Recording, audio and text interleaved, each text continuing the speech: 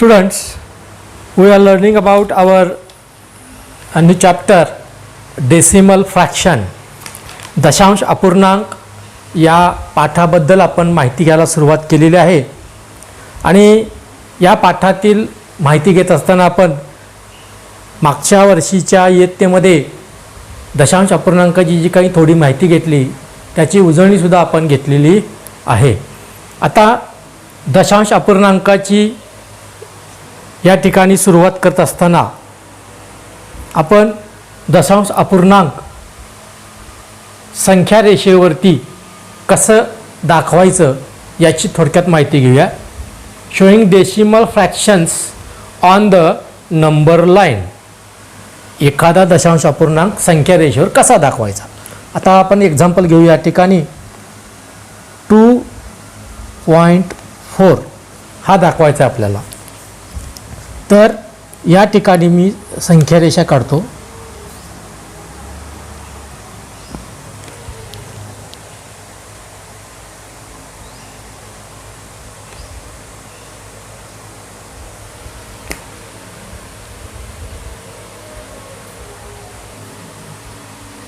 या ठिकाणी मी संख्या रेषा काढलेली आहे.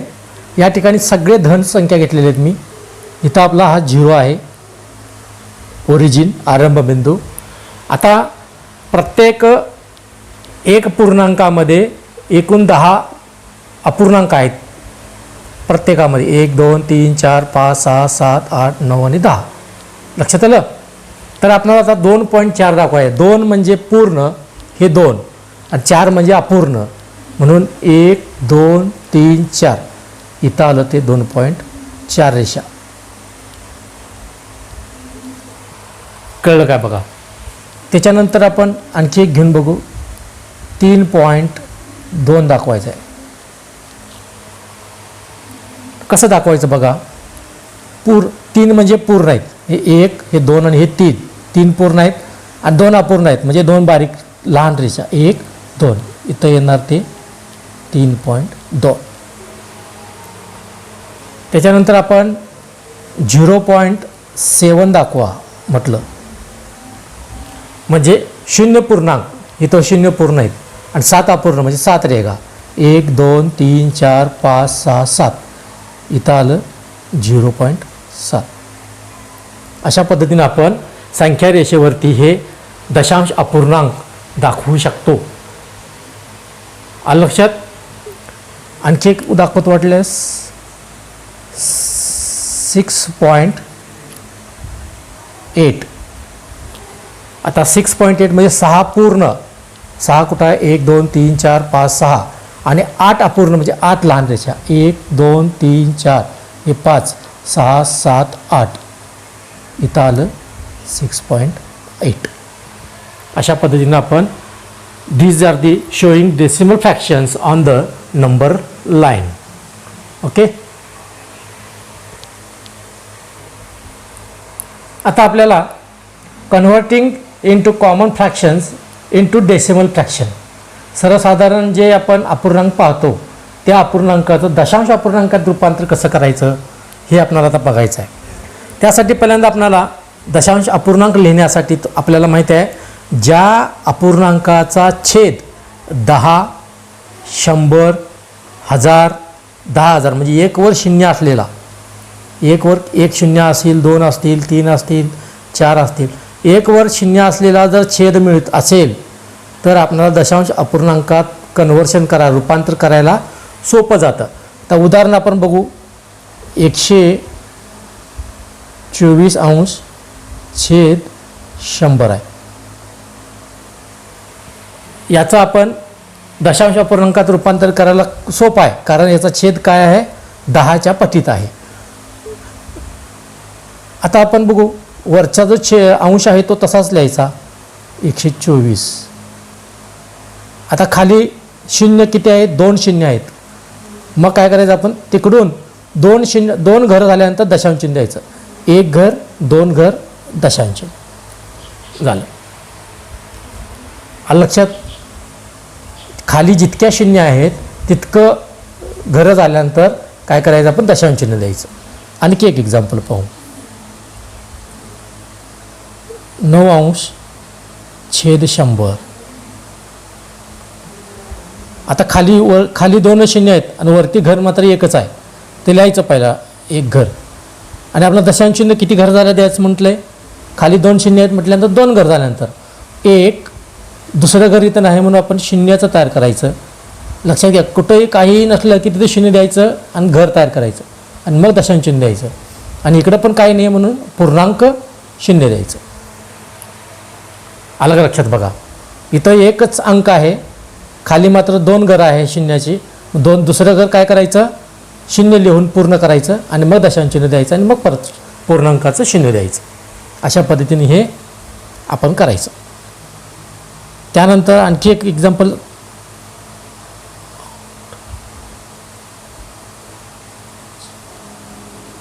बघा, 857.10. 857 लिहायचं पहिला.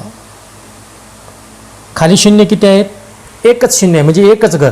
तिकडून एक घर झाल्या दशांश चिन्ह देतं. हे एक दशांश 85.7 झालं. सिंपल.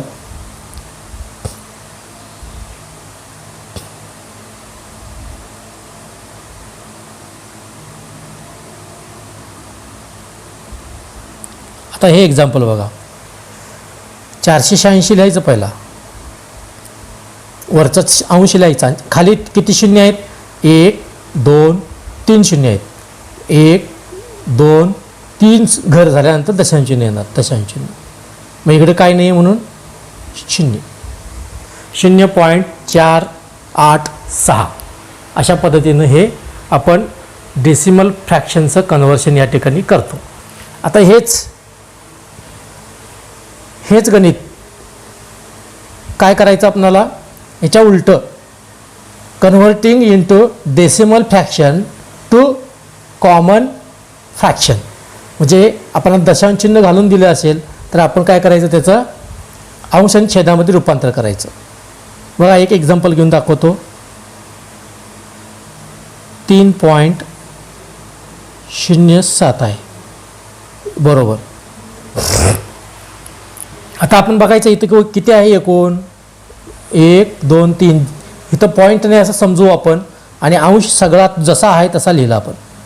307 छेद पॉईंटच्या इकडे किती घर आहेत, 1 दशांश शतांशचं घर आहे. शतांश म्हणजे 100. 2 घरं झालं. आपण काय केलं, त्याचं डेसिमल फ्रॅक्शनचं कॉमन फ्रॅक्शन म्हणजे रूपांतर केलं. आणखी एक घेऊन दाखवतो.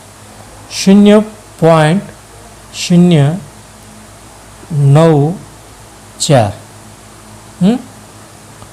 आता इथं किती दिसतंय आपल्याला, 94 दिसतंय. ते सगळंच लिहायचं चालतंय. सगळं जरी लिहिलं तरी चालतंय. 0 जे आहे ते लिहिलं तरी चालतंय, कारण ह्या आता इकडच्या शून्याला काही किंमत नाही आहे. हे खोडला तरी आता चालतंय. 94 वरती बरोबर. खाली आता दशांश चिन्हाच्या इकडे किती घर आहेत, 1 2 3 म्हणून 1 वरती 1 2 3 0. 94/1000 असं हे याच्यामध्ये कन्व्हर्शन झालेलं आहे. आणखी एक एक्झाम्पल घेऊ आपण. 26.415 व सगळं हे जेवढं आहे तेवढं अंशाला लिहायचं. 26.415 दशांश चिन्ह काढून टाकायचं.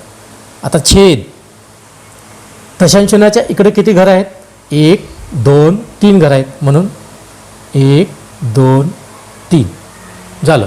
26,415 अंश छेद 1000 या पद्धतीनं आपण कन्व्हर्शन केलं. आता अशा पद्धतीचे कन्व्हर्शन करायला फार सोपं, अडचण काही नाही आहे याच्यामध्ये. अलग लक्षात. आता याच्यामध्ये आणखी एक एक्झाम्पल घेऊन दाखवतो तुम्हाला.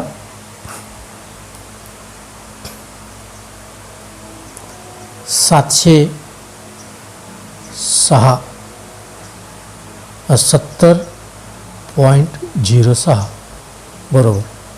इथे किती दिसते, जे दिसते ते सगळं वरती लिहिलं आपण अंशाला. आणि दशांश चिन्हाच्या इकडे किती घर आहे, एकच घर आहे म्हणून 1 0 झालं. अशा पद्धतीनं कन्व्हर्शन करणं सोपं आहे.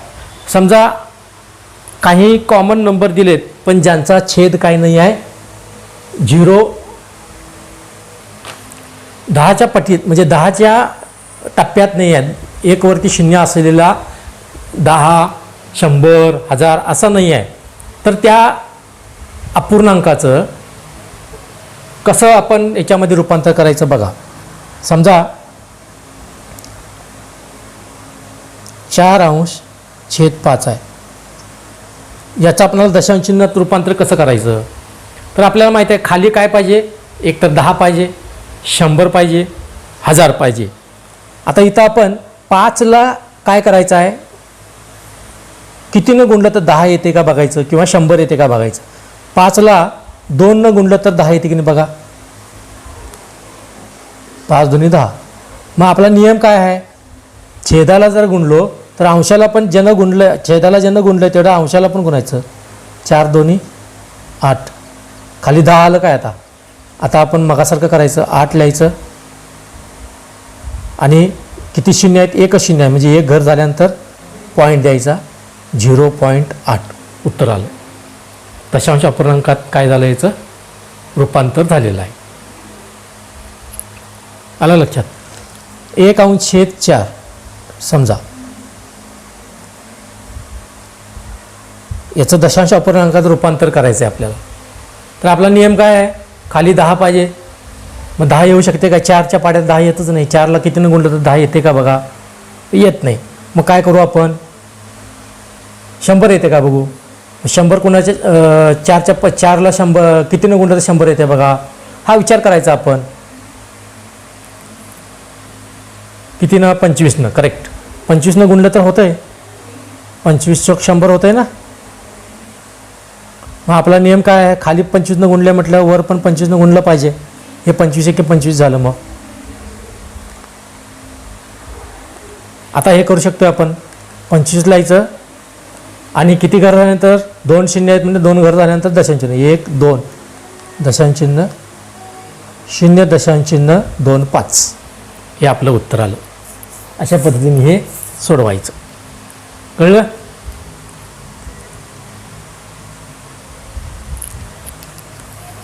समजा 29 छेद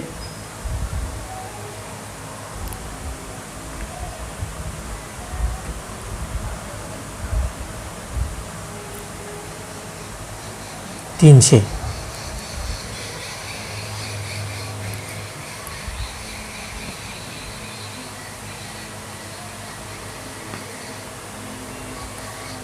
असं आहे. 27 घेतो, 27 छेद 300 हे गणित आहे. ह्याचा आता आपल्याला काय करायचं आहे, दशांश अपूर्णांकात कन्व्हर्शन करायचं. मग आता इथं 100 कसा आणता येईल, 10 आणता येईल का, 100 आणता येतं का ह्याचा विचार करायचा. मग 10 आणायचं म्हटलं, 100 आणायला सोपं आहे, 3नं भागलं तर 100 येते की नाही बघा. 300ला 3नं भागलं तर 100 येत आहे. म्हणून काय करायचं आपण, 3नं भागलं याला, मोवर पण 3नं भागायला लागतं आहे. खाली 3नं भागल्यानंतर 100 आलं काय. मग 27ला पण 3नं भागलं आपण, 9 आलं, 9/100. मग 9 लिहायचं, खाली शून्य किती आहेत, 2 शून्य आहेत. मग 2 घर झाल्यानंतर दशांश चिन्ह, 1 2 दशांश चिन्ह 0 0.009. अशा पद्धतीनं आपण काय करायचं आहे, conversion the common fraction into decimal fractions.